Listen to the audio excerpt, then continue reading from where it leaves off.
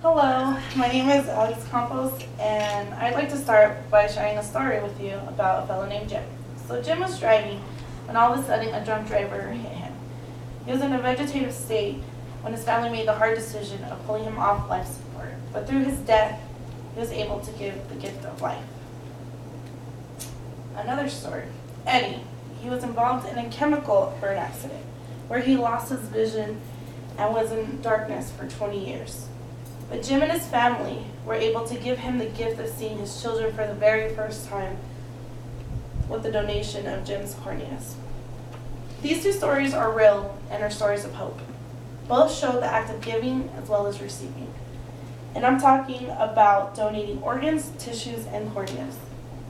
So have you ever known anyone to make that decision to donate? Donating can save lives as well as renew the lives of others. At some point, someone you know will need something donated, or you might even be asked to be a donor in a situation. So we're going to learn how to save the life of up to 50 people and how to make those lives better. Just today, 20 people alone will die waiting for a donor. Today, I'm going to inform you on the statistics of donating organs. And finally, I'll tell you what you can donate, the benefits of donating, and how you can register to become a donor. So first are the statistics and data. According to organdonor.gov, every 11 minutes, someone is added to the donor list. Every day, only 75 people will receive a type of donation or transplant. And again, every day, there's 20 people who will die. And as you can see on this diagram, this top gray shows the waiting list. This middle red one is the number of transplants. And this bottom is the green. And this shows anywhere from 1989 all the way up to 2009. And as you can see, this gap is going to increasingly keep growing. So that's why why we must all need to register to donate. Do you know anyone, or do you know who can be a donor? Well, anyone can be a donor. In 2008, there were 60% of living donors who were women. So that just shows there's more women right now that are donating than men. 67% of deceased donors are Caucasian, 16% are Black, 14% are Hispanic, and 2.5% are Asian. In November 2010, the waiting list consisted of 45% white, 29% Black, 18% Hispanic, and 6% Asian.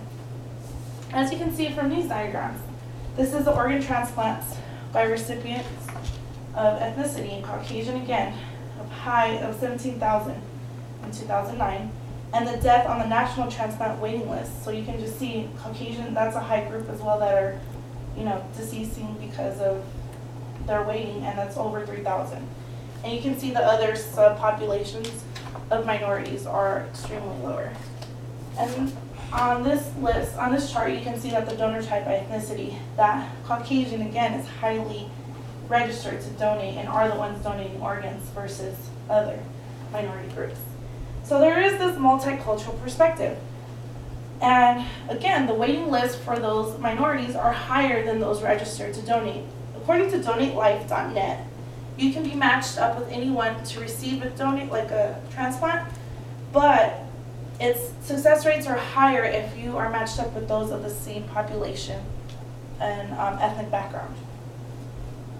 Those that are deceased donors are able to donate their kidneys, their pancreas, their liver, lungs, heart, intestinal organs, as well as any type of tissues, their skin, and their corneas.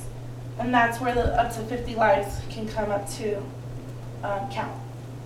The living donors are able to donate their kidneys, a lobe of lungs, a portion of their liver, pancreas, and their intestines.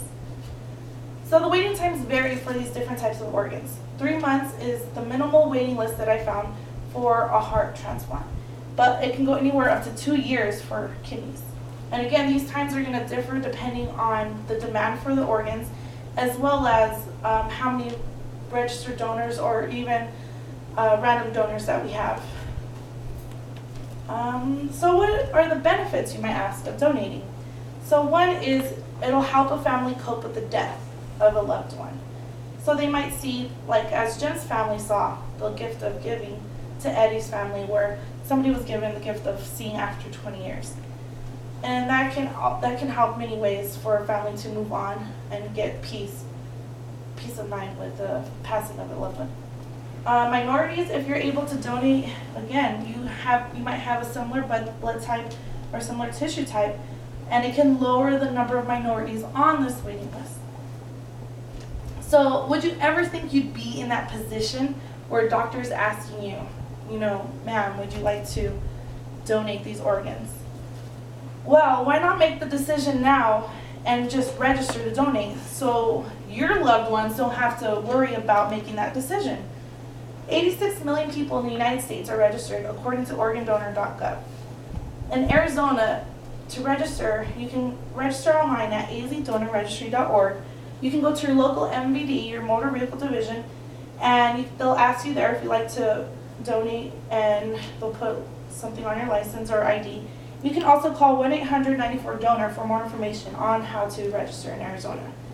So this is a simple process in order to save lives. And remember, it could be you, a family member, or a friend who can benefit from registering to donate, and it can save the lives of many others. Thank you.